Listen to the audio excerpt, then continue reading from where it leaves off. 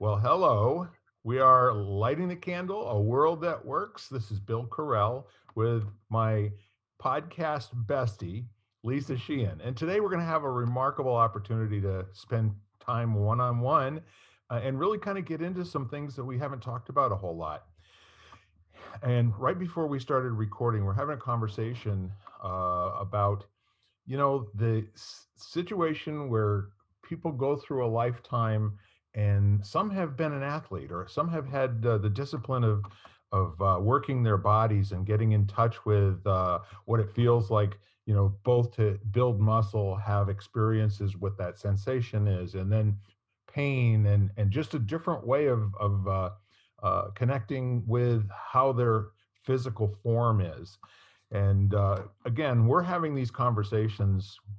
First of all, we're empowering each other, we're empowering ourselves, and our goal is to empower you. And if we're getting the first two done, we're pretty sure you guys are getting value out of this. So, with that said, Lisa, is that kind of a good framework here? Because we have several different ways that we can communicate with the universe. There's the spiritual aspect, there's the mental and thinking aspect, and then the third one is the physical aspect of not only our bodies from the skin out, but our bodies from the skin in.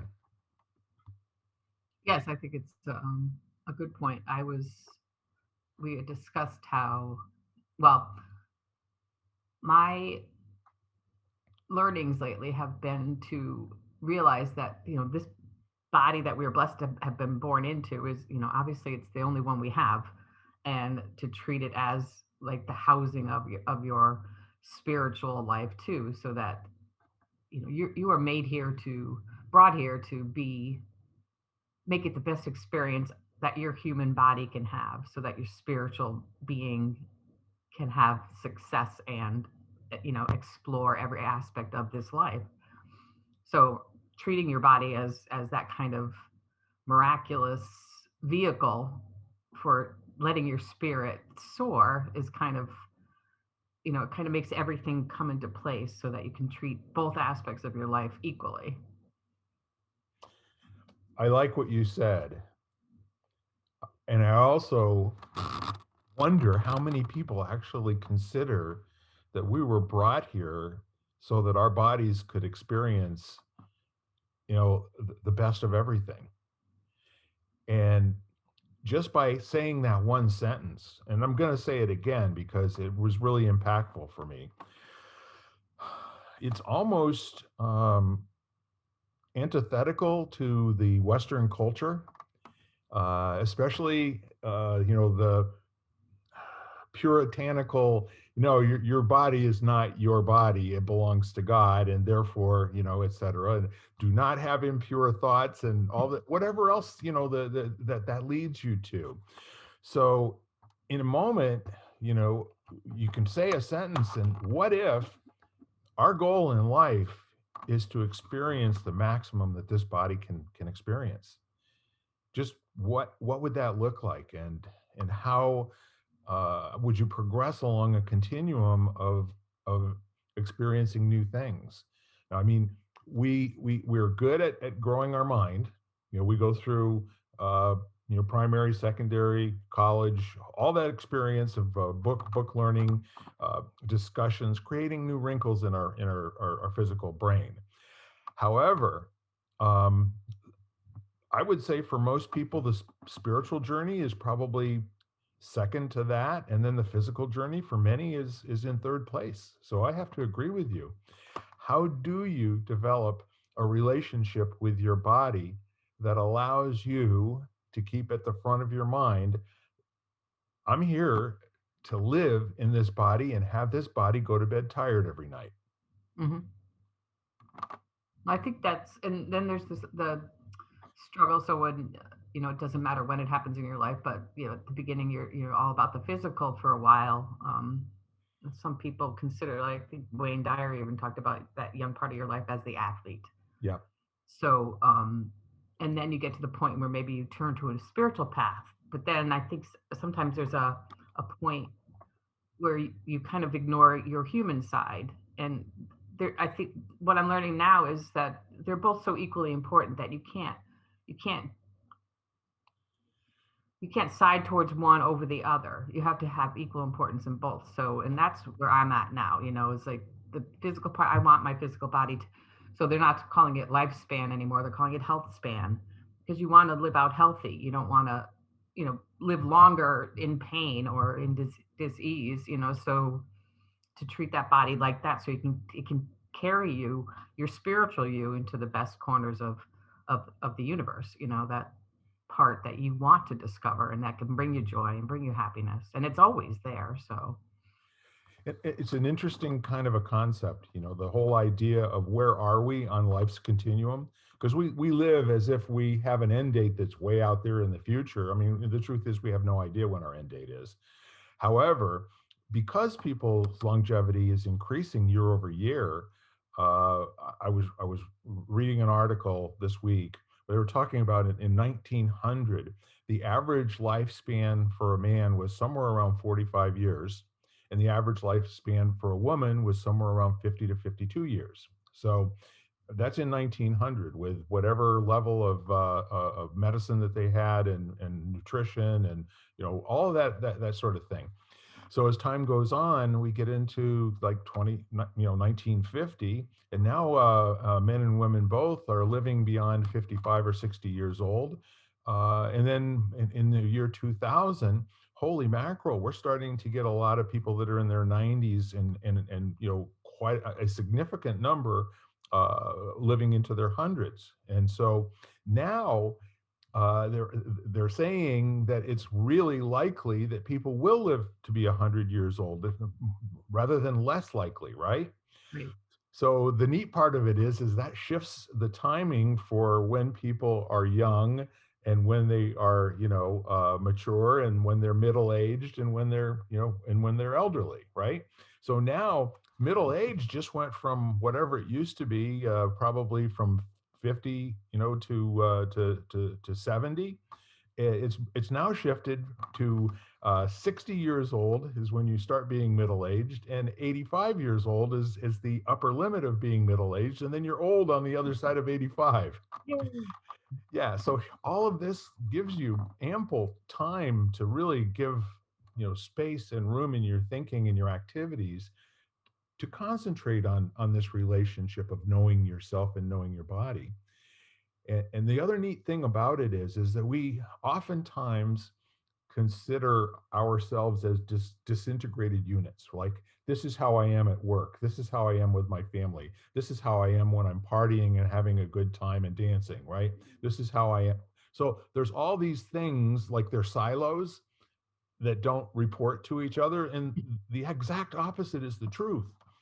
When we disintegrate our thinking that way and divide our attention, we leave a lot on the table, because there's a certain amount of capacity, and the character and what you bring to just being alive. When you start looking at integrating all of these things together, and you're just the same whole person, showing up wherever you go, and being competent, and being full of curiosity, and having a lot of questions about what happens today that's different than has ever happened before. When you start showing up as an integrated human, you bring your soul, you bring your thinking, and you bring your physical body with you. And now there's some responsibility that can go along with that, and also a lot of freedom. So when we were talking about being an athlete, the thing that happens with athletes is, over time, they build muscle by doing repetitive things that allow them to increase their capacity. First, it's getting a capability. Like, as you said, when we're small, the first thing we do is we learn how to crawl, right? Right. At some point, we master crawling around on the floor and being a rugrat, right? And then it's like the audacity. It's probably one of the last few times in your life when everybody is going to encourage you to do something that they know is really hard for you. Now stand up and balance. Now stand up and walk, right? Did anybody ever say, don't stand up and walk. It's too difficult for you. You will never, ever, recover from the falling down. I don't And remember. nobody ever feels that lesson. It. It's like, if you think about it, it's one of the hardest things to accomplish, and everybody does it. But you're Amen. right. It's that encouragement. So it's like if you can learn to walk, you can learn to do just anything. 100%. And if we were really for each other, we'd take that one little lesson. And whenever somebody says that, I'm standing in a doorway here now, and I have to walk through this doorway, and it is scaring the jeebers out of me. Yeah. I don't know what's on the other side of this door. I don't know if I'm going to be any good at it. And if everyone that we talk to, instead of saying, yeah, no, I hear you, that's probably a dangerous thing for you to do. And I don't know, I tried it once or twice, and man, it was hard. And it was a waste of time. And so you get agreement. I think whatever you're putting out to people, they're going to agree with. If you say, hey, I am doing this and I'm ready for the ride, let's just strip down and jump in and go. Right. Imagine everyone in your life giving you that kind of heroic coaching and support and cheering. Well, it's like the walking part too, because if you fall down so many times and people encourage, so it's going to that scary point, and people still then getting behind you and saying, no, you should go for it. You Yeah, have to go for it. It's not when it's easy and you can't wait to do it. It's the other times. That would be nice if people were around you like you were learning to walk, and it's scary, and you might fall down, but you have to do it.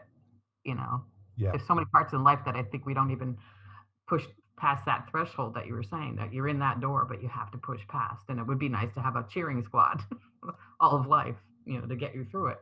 what a neat thing we could do for each other, right? Right. Be breakthrough buddies. Right. I don't know what you're trying to do, but man, you ought to just do it. If Right. something keeps coming up for you over and over and over again, Right. like the thing to decide, um, that's one of those things you want to put in your rear view mirror, and you want to have that experience and have that experience in the body, not mentally go, well, I could, and this is what it would be like. No, that's not it. It's like anybody that's ever jumped out of a perfectly good airplane um, cannot describe to another human being in a way that they could actually experience the jumping out of the airplane. No. I'm sorry. I mean, we can approximate that. And you can't learn how to ride a bike by reading. That was one of the classic ones. I remember somebody in a teaching situation said, and that just made so much sense to me. Like, you could read all the books you want about riding a bike, but if you don't get on one, you're never going to learn how to ride a bike. Yes.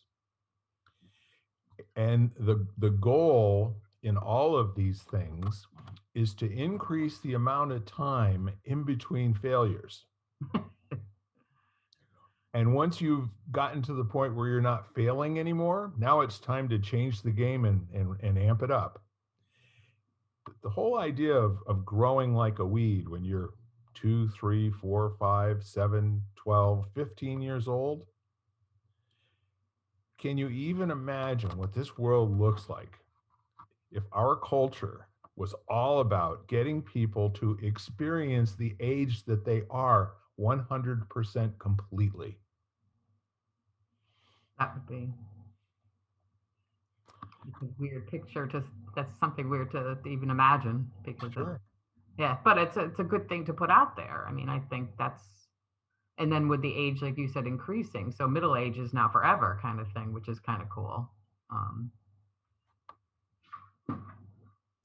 Well, I mean, we go around at bars, you always hear that, 40's the new 30 and right. 60's the new 50 or 40. So I think it's really something that's worth spending a few minutes and,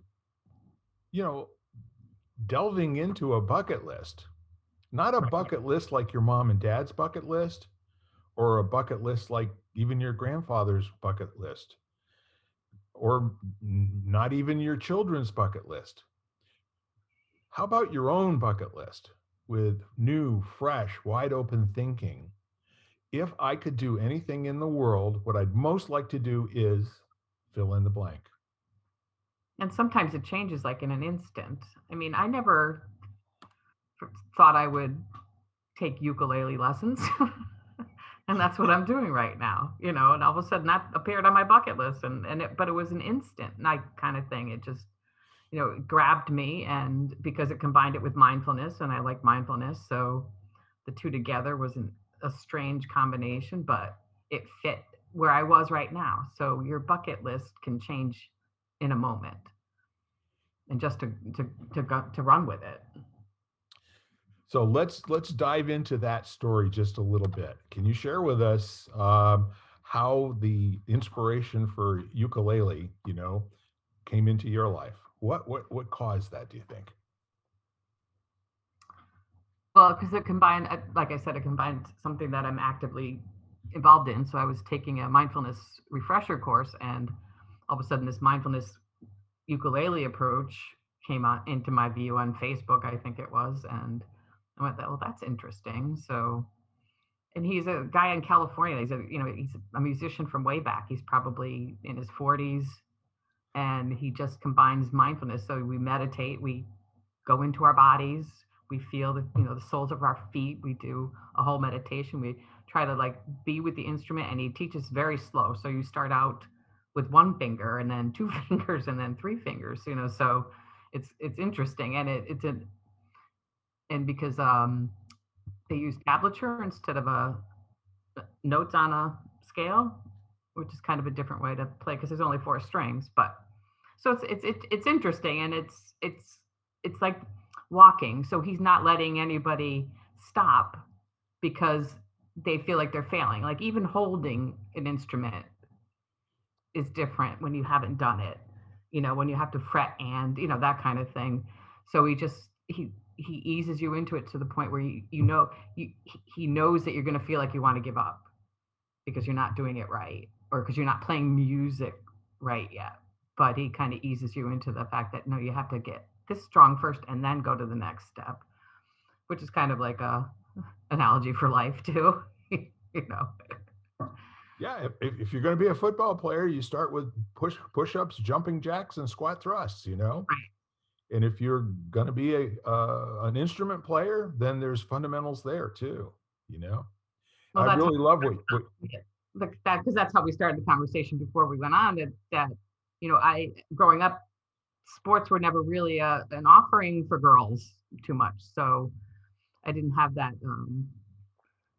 I mean, I did take dance class and things like that, but the way Ken talks about knowing his body because of his athleticism was not my experience. So I was thinking, but now, so you can get it in so many different ways, by learning anything. So, and then your body, even playing the ukulele, I have to learn how to put my hand differently, and it's not used to it, and then we're talking about being middle aged and just kind of like you ease yourself into being less active, being less agile, so you, instead of sitting lower on the ground, you just get chairs that are higher and higher, and then you wonder why you can't sit on the ground and get back up again since you stopped doing it.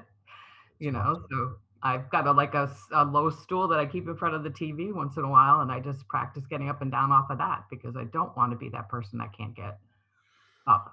And I was that person not that long ago. So same here. Same here. And over the last 2 years, I actually wanted to get to know my body a little bit differently than I had in the past. right. And I've gotten to a very sedentary place in my life, and a lot of muscular atrophy, Mm-hmm. to the point where, because I'm a tall man, my knees bend usually about 4 or 5 inches higher than most of the seating at restaurants. So Oh if yeah. I sit into a booth, I have to deadlift myself, from the waist up, Yeah. to get up 4 or 5 inches. And when I was weighing 285 pounds, that was really a task, especially because my muscles were not, in Right. shape. So over the last year and a half, I've lost 35 pounds. and replaced quite a bit of it with muscle from doing working out, and also having a lot of walking, and Right. changing my nutritional intake. So it was not a diet, because I was looking for a lifestyle change that I could replicate for the rest of my life. Right. And I've been close to 290 pounds, maybe twice or three times in my adult life. Uh, Back in the most of it was related to recovering from some sort of an operation or an injury or something of that nature. Right. Uh, so back to what we were talking about, all of those things that are different, like the sense of balance, that walking 5,000 to 8,000 steps a day, which is really not, you know, the industry norm for being in shape is 10,000 steps a day, which I think was about 3.5 miles. Right. And that gets old, because I mean, seriously, to do it all at one time, and have a 15 to an 18-minute mile, you're really talking about putting an hour, or more into the walking. So then you were talking about the stool. Well, I've invented a bunch of little exercises that I can do. Hmm. When I go to the loo, Yeah. I will stand up from a seated position like a dozen times while I'm there. So that all takes place in less than 2 minutes. Yep. And it's kind of like a little bit of a celebration, bundling, different things, activities that seem to go together. And I'll do the same thing if I go in the kitchen to unload the dishwasher. I will angularly press myself against one of the counters, like a 45-degree angle, and then I will do push-ups at that angle, maybe a dozen, 15 push-ups. So it's a bunch of little things like that. And Right. then the next thing you know, I'm out at the restaurant.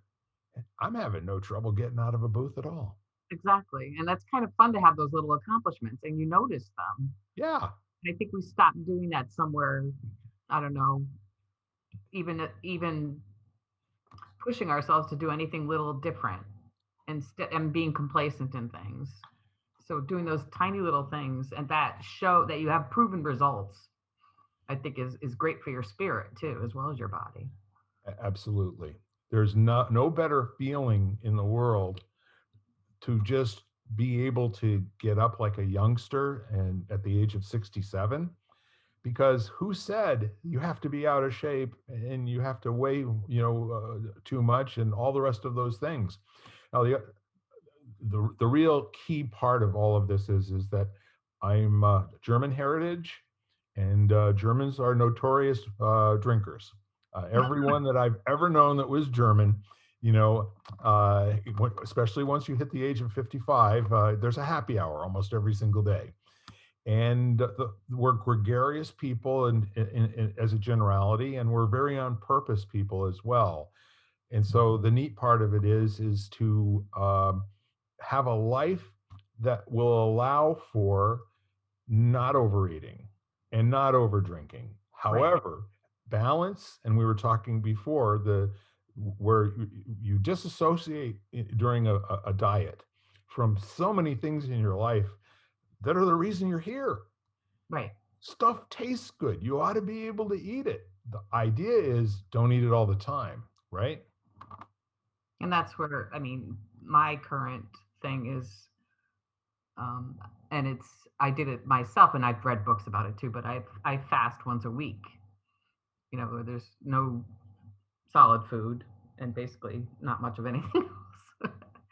But I mean, I literally tried on a pair of jeans that I wore last year and I can't even wear them Yes. because they would fall down. So, that kind of, so I know I got that feeling just this morning. I said, now it's working. There's the proven results kind of thing. And you get used to, because I fasted for 3 days on a detox program, where there was no solid food. And one of the side benefits, and I might have talked about this before, was I was watching TV and looking at the guide, and I'm going, why can't I see the guide? And something in my head said, take off your glasses. So I took off my glasses and I could read it. So my Wow. eyesight improved, and I don't know what to correlate it with, whether it was changing to mostly organics or cutting out all those things like dairy and sugar and um, anything, dairy, sugar, caffeine. I cut out at the time. There was all those things, but and it hasn't stayed that great. It hasn't stayed to that excellent state. But now I'm wearing glasses that I wore years ago, like they're 3 prescriptions ago, and only when I'm driving, which is how I started. So, just the little things like that that show up to like like go, yay life, yay me. Yeah. So, the whole way of living, again, coming back to our Western culture, Hmm. is you got to have goals, right? If you don't have goals, then what are you doing with your life? So, what we do when we set a goal is we put blinders on, and the goal becomes the thing. And the actual process of achieving a goal, doing the things that cause you to fail over and over again, like the walking, like the rhythmic breathing and swimming, balance on a bicycle, the whole point of having a goal is for you to be able to expand your horizons to the right and to the left while you are doing the work. So the failure should be the piece of cheese. You Hmm. did something, and this is what you got. Now, what can you learn from what you got? Bring your curiosity and crank that up to full volume from time to time so you can actually start focusing not on the goal, but on the outcomes. The wonderful thing about starting, at the beginning of COVID and saying, man, I've got this comorbidity. I'm at least 40 or 50 pounds, overweight. That being the case, I really need to do something about that. And the being able to get out of uh, a booth is again, it's an unplanned result and an outcome, like you're describing, which most people would put that into the category. Mine's just a little thing, but yours being able to improve your vision as an outcome of doing this thing. Holy mackerel! Really? I know, because I know, like, I think everybody gets to an age where they either are going towards cataracts or macular degeneration. Yes. And mine was the latter. So I was just thinking that my eyes were getting worse. So it was a happy surprise when I discovered they were getting better. Yeah. I mean, it's like you said, it's if you have something that you're attempting, you're trying, and then there's a side benefit to it. I mean, I think that happens all the time. Where like I said, that you have to act as if look at life as if everything's a miracle, or as if nothing is a miracle. So you have two choices. And I like to look at the Yeah, our culture is really really lean on miracles occurring. And people who declare miracles are usually one step away from having a net thrown over them until well, you get in the right circumstances, right? they're there all the time. I mean, Yeah. every day is a miracle when you think about it. I mean, I'm doing this silly little thing where we were given 3 corn kernels to plant in our mindfulness class, and just to journal on and how they, what you see kind of thing. And so that all 3 came up, and I was thrilled that they came up. And I have a black thumb, not a green thumb. So, and I still have, I repotted them, and one is like going really strong. So I talk to him every morning, and I'm like, "Hey, Corny, how are you?"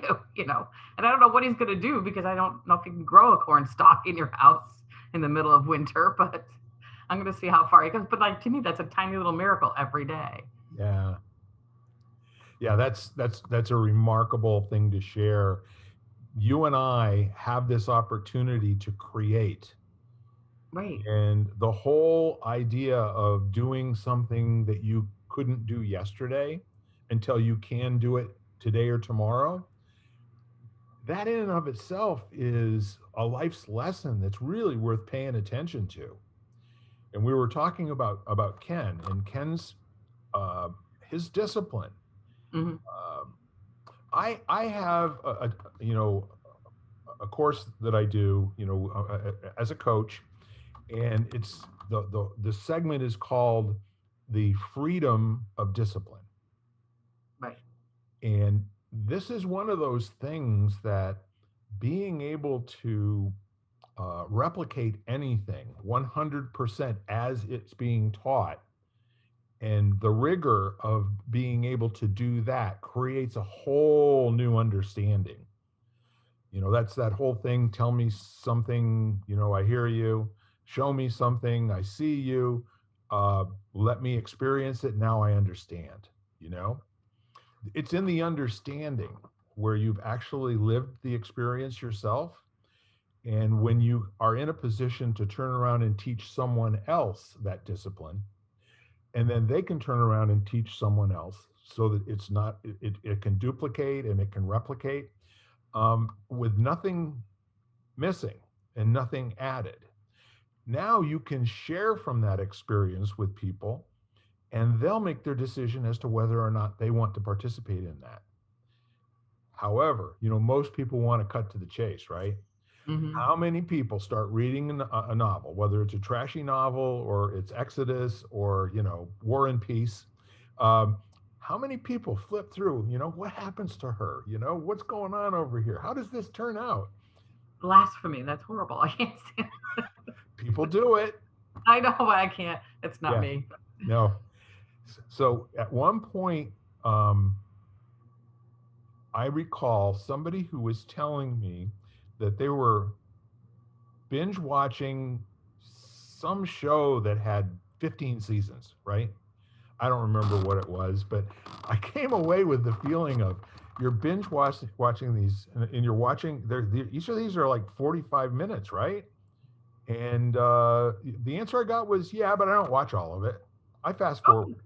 Oh, You know, if I and this was someone from England, and they said, when I get to the spicy bits, I stop. You know, and those Brits. yeah, yeah. So, but I mean, I've never known anybody that did that before, and this is the miracle of having a Roku, where you have all of the seasons for a show that are there.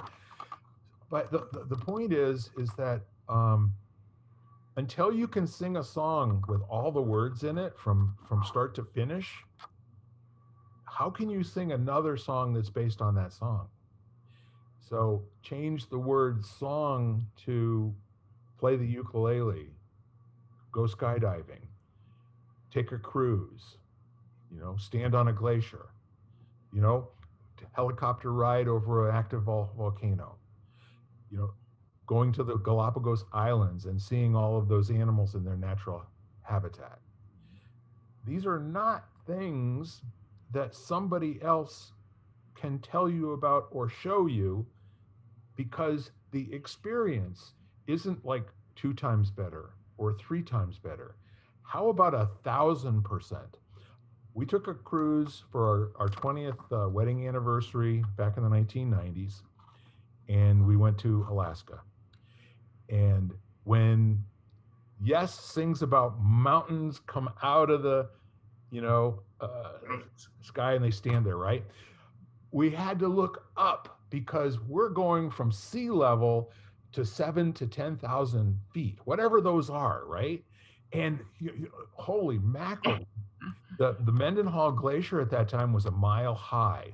Wow. And so, Wow. so it's just one of those things, you walk around the cruise ship, and the first 2 or 3 days when we're sailing out there and going to misty fjords and the inside passage, and everybody's jaw was on the deck. It was like, holy mackerel.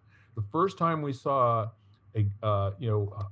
icebergs calving, from a glacier and hitting that water, and then Yeah. spout going 40, 50 feet in the air.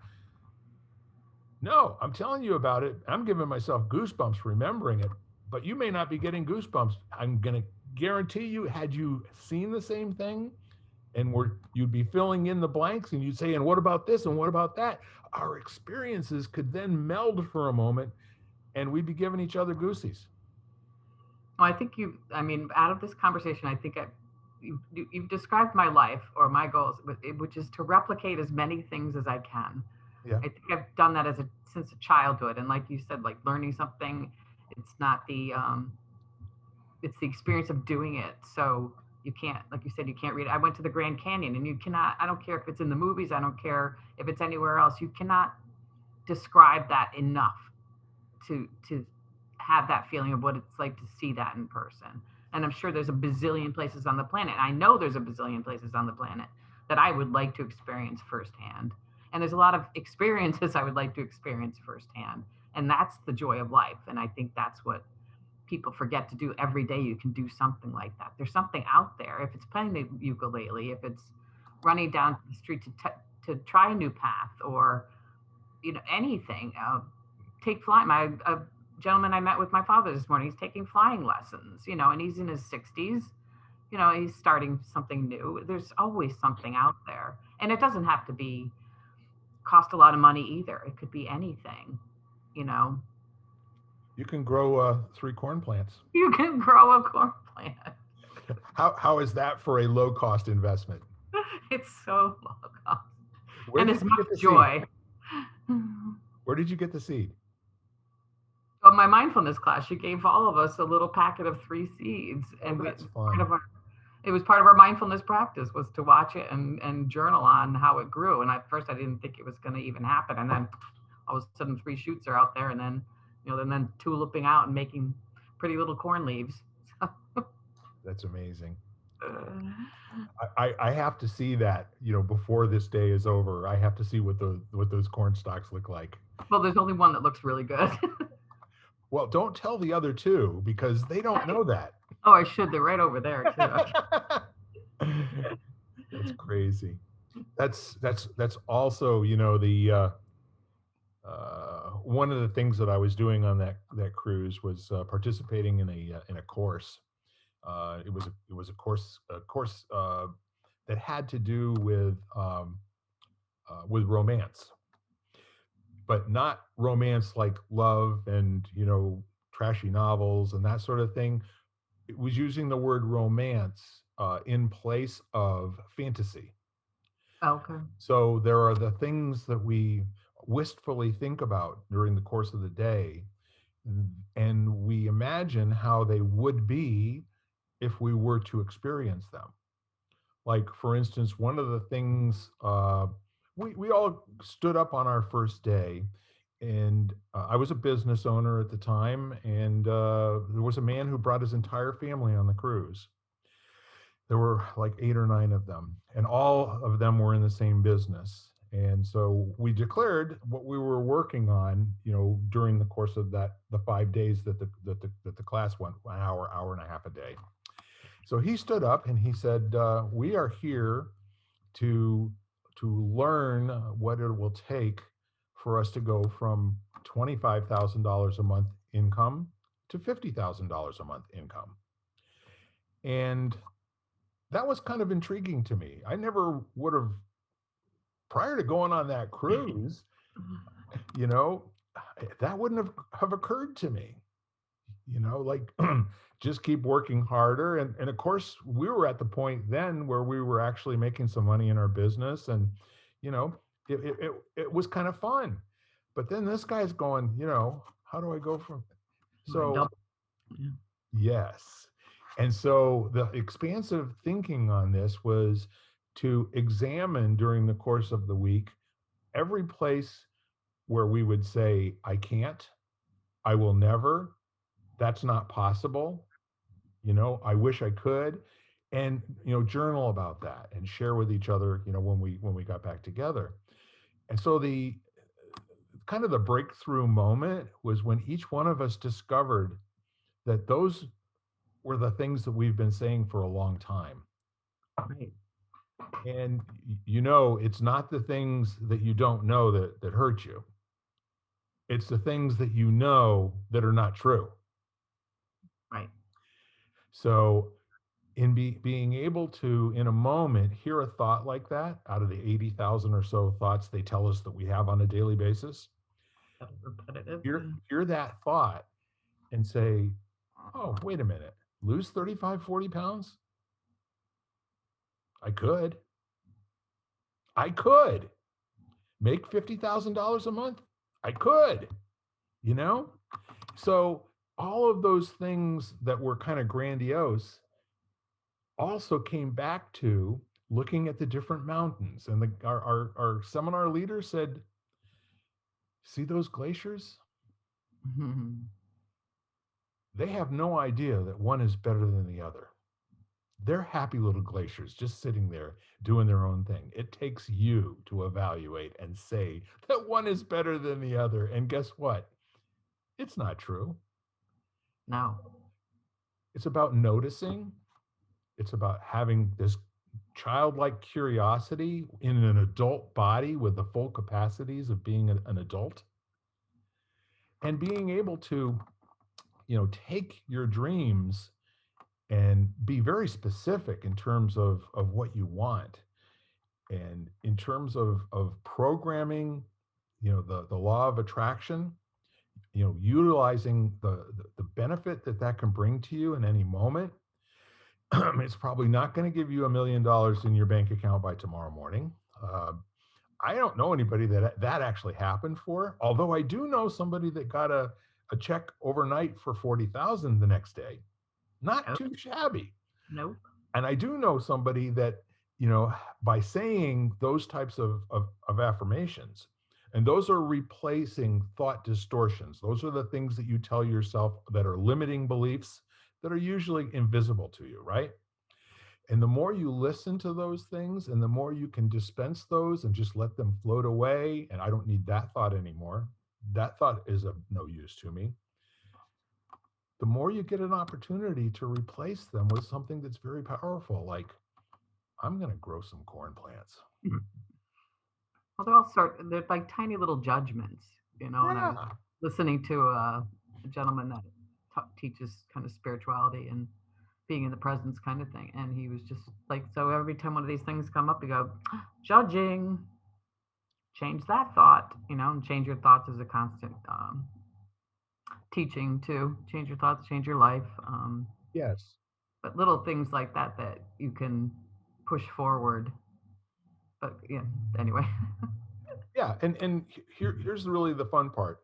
There are people that have written whole books that the fundamental teaching is reframing, replace, Right. you know, uh, allow that thought to disappear and bring in a new thought. And in a lot of instances, what you find is that there's a linear practice at the beginning, where the thought that you're having to replace the thought that you're letting go is in some way referential to that first thought. You know what I mean? Right. Right. So instead of having a thought like, my back hurts and I don't know if it's ever going to get better, to have the replacement thought be, I'm going to read a book. Yep. So it's got nothing to do with the complaint thought or the judgment thought or the thought that is the the distortion of your opinion of yourself and your surroundings and society, right? What's wrong with me? What's wrong with it? What's wrong with them? The whole thing, right? So if you have a thought that you're producing an opening where the old thought used to reside, and it's of a certain space, it's kind of like making notes on a page that's got print on it already. And at some point that flips over and becomes a whole blank page. It's the adult version of distraction. Say some more. That's very cool. Well, with children, if they're doing something that you don't like their behavior, one of the best ways to stop the behavior is to distract them into doing something else. So, Right. as an adult, Here, play with this toy. Yeah. yeah. So it's the adult. So if you're having a bad thought, you have to just create, like you said, not the bad back, but because I think people do that more often than they know, and to kind of acknowledge and celebrate the fact that they're doing it too, like, oh, look at, I just, I don't have a headache, let's do some, I have a headache, no, and then go, I'm going to make myself a cup of tea, and that kind of thing. And then before you know it, you go, oh, my headache's gone. Yes. Yeah. There's, like I said, in the whole area of self-help, um, you can spend thousands of dollars getting different languaging for the same Right, practice. right. Well, it's like And the we're one all that works best for you is the one worth searching for. yeah. And And if you break down all religions, it all comes down to love. So all you need is love. that's right. So Bum, ba, da, nothing da, worth da. that song. Well, see, the thing of it is that you and I need things to be juicy. And what happens is the juicy turns into the mundane sooner or later. And now what? Hmm. So that's where, that you need a phone a friend who can remind you to be curious. What am I missing? What do you do when this happens? Right. Um, how long do you wait before you call somebody and say, I'm in a bad place, get me out of here? Now, And all they say is, get out of there. do you find people? I know, like the classic, like, how do I stop doing this? I remember listening to Donald Walsh, and it's like, I want to stop doing this. So what do I do? I go, stop, stop doing it. Yes. How blatantly simple is that? But And most people don't think of it. no, but I don't know if people have these conversations. I don't, I have a pretty good, decent sized group of friends, and I tend to be the one that initiates the deeper conversations. So, and I'm curious as to what people do when they're not around me. Are they just going along life, without any curiosity, just going through the motions every day? Yes. Well, one of the one of the courses that I took, the definition was a friend is anyone who shares the same complaint as you. That typically you will be friends with people until it finally dawns on you that this complaint is creating nothing, And as a Boring matter of fact, that's the value of having that friend. in a weird way. Yeah. Yeah, to hold the mirror up and basically say, you're getting nothing out of this, and this is 10 minutes of your life you'll never get back. Get busy, get out there and live. You know, get out there and feel your body. Yeah. I mean, I do obviously. So, people, and I'm sure you're the same. My friends are very active.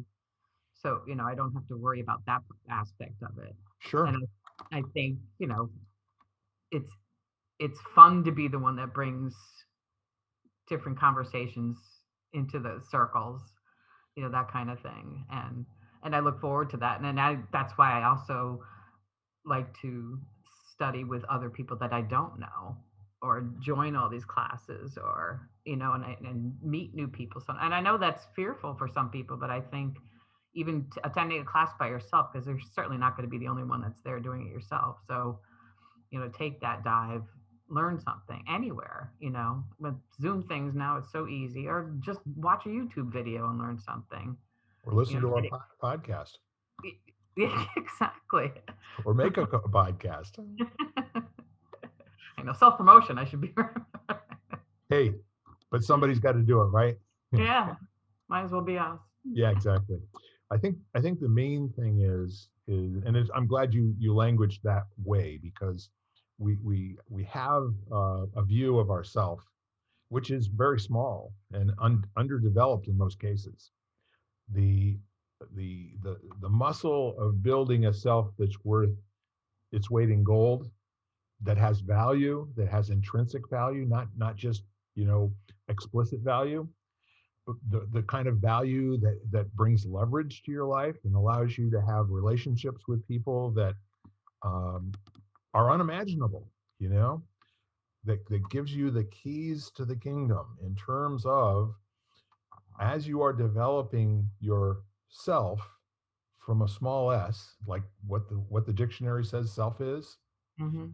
into a self that you are ongoingly building, uh, developing, creating muscle, creating experience, like this whole body of wealth in terms of experience. When you are at that point of having examined and looked at your life and looked at yourself and made changes and upgraded and 2.0, and we're putting an addition on myself today that we're going to have a whole west wing, and we'll be like Snoopy's doghouse where the whole army platoon comes out marching one after the other, or there's an indoor swimming pool in Snoopy's doghouse.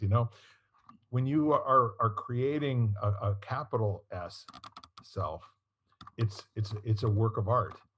This eh, being engaged in the question of why am I here Mm-hmm. and what is my life for? Remember when we were kids, people would go on a trip after they got out of high school to find themselves. Right. Where are you going? "Oh, I'm going to go find myself." Good luck with that. Let me know how that goes, okay? Um, the funny part of that is that almost nobody that I know found themselves. They found some people that they liked, and they started acting like those people that they found. And then later on in their life, when those people were no longer around anymore, they had no self to rely on. So I think, your whole kickoff for this conversation this morning was just so spot on. It's like, how do we hear something that somebody else is expressing? Like Ken, when he's talking about the rigors and the discipline of being an athlete, there are things that you can and can't do.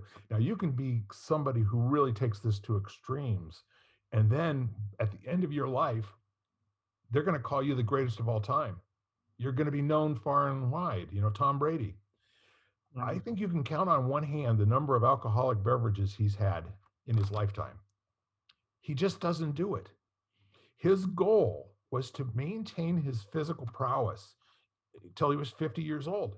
He likely could play the game of football Right. into his 50s. And that's because he had a discipline every single day that gave him a freedom to create with this magnificent thing called his body. Yeah. Optimal. Yeah. Yeah. So here we are. The question for you, our listeners, is where in your life would you like some of that? What are you Would you going to like, do today? yeah. As Will Smith says in Independence Days, got to get me one of these. The world is out there for you. The world is out there for you to stop window shopping and go in. Go in and get what you Yeah. want. Especially without where we were born, we were so fortunate to Yes. be in this country and to have all these opportunities and like to be able to complain about the silliest things. We have that ability too, but to celebrate moments, to find the goodness in everything that you see, to be able to look at everybody and see their light, kind of thing, is what I'm leaning towards, and I'm leaning in very hard to try to do that, and find the blessed, wonderful bliss in every moment. I think that is a remarkable thing to dedicate yourself to. You're with a capital S. That's that's not an accident. That's called stack up your outcomes. You know, play for a result. Play for a goal, but stack your outcomes up like cordwood. Bring Right. them along. Use each lesson to your advantage, and have the cookies, buy the shoes, take the trip. There's a reason there's all different color crayons, Fill up your crayon box with every color. 100%. And use every last one of them down to a nub. That's right. And even broken crayons work. So, They work just as well as the yep, whole ones, right? that's right. Yeah. That's right. So I guess we're getting close to the end of our hour, and this is remarkable spending time with you, Lisa. I just want That to went by thank you. really fast. I want you to know that I appreciate you, and I just want to recognize the bright spirit that you are, and just how fortunate I feel being your friend. Well, I, it's like how the universe does these things and brings people together. I'm always fascinated by it, and should never be surprised because it always has something in store for you. So the chances of us meeting was insane, and that then it turned out to be this way. I couldn't be happier than to have met you as if it was random. You and I know better. Exactly. There, you have to answer the phone, but the calls keep coming until you do. And Right. when you meet the right people and you stick together, it's kind of the same thing with Vanessa and Shelley and Ken. We all had individual, connections, and the philosophy of increasing the relatedness, and and Right. I love the description, and I can't tell you who said this, but that life is a series of events that create relationship, and each one of those events and experiences is like adding one more thread of connectedness and relatedness, and that after time, that becomes so strong of a bond that you couldn't break it, with any type of mechanism. The only way to break it is if someone walks away, right? So the neat part of, and I really want to say that you are one of the treasures in my life that I was listening well enough to hear in the first place, and we said the right words to each other to say, Right. this might be interesting. And now that's going on what, like 3-4 years ago, Yeah. Yeah. I think out at a network meeting, having a cocktail with a bunch of other, business owners and networkers, and just having the time of our life. yes, I appreciate it all so much. Yes, absolutely. Namaste. Namaste. So here's the final question to you. We never know where we're going to go in the conversation. Right. On a scale of 1 to 10, given the conversation that we had before we started recording, how would you rate this in terms of 1 being not at all what I was looking for, and 10 being exactly what I was looking for? And I feel like we created something here today. Oh, definitely a 10. I mean, I think when there's a reason time flies, there's when you're caught in the moment because it's authentic. Yes. It just breezes by, and I think the back and forth conversation between two people can either be um, short and stunted, or it can be glorious. And I think if you just listen to each other and have a conversation and try to help each other in the meantime, in the whole concept, in the whole time span too, then you fill it. It might be going fast, but you fill it with a lot of value. Yes. Yeah. You want to know how fast your life can go? Fall in love with everything you do. I know. You get 150% enjoyment out of your curiosity. That's the key. Any last thoughts? I think I'm complete, as they say. Yes. And as we wrapped last week, we have 2 models that we can talk in terms of. They're both valid. Keep looking and you'll find it. But I like the one where if you build it, they will come.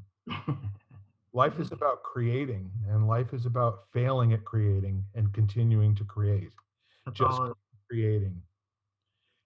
So, with that said, we are once again lighting the candle, and we have passed the flame to y'all today. And we're co-conspirators in a world that works. The world already does work. we are creating that world in every conversation. So thanks for dropping by. Lovely having you over, and we'll see you again in the next episode of Lighting the Candle, A World That Works. Have a good week. You've been listening to Lighting the Candle, A World That Works, part of the Exvadio Podcast Network. You can hear us at exvadio.com/podcasts, Apple Podcasts app, Google Play, Spotify, iHeartRadio, Stitcher, and wherever you find podcasts.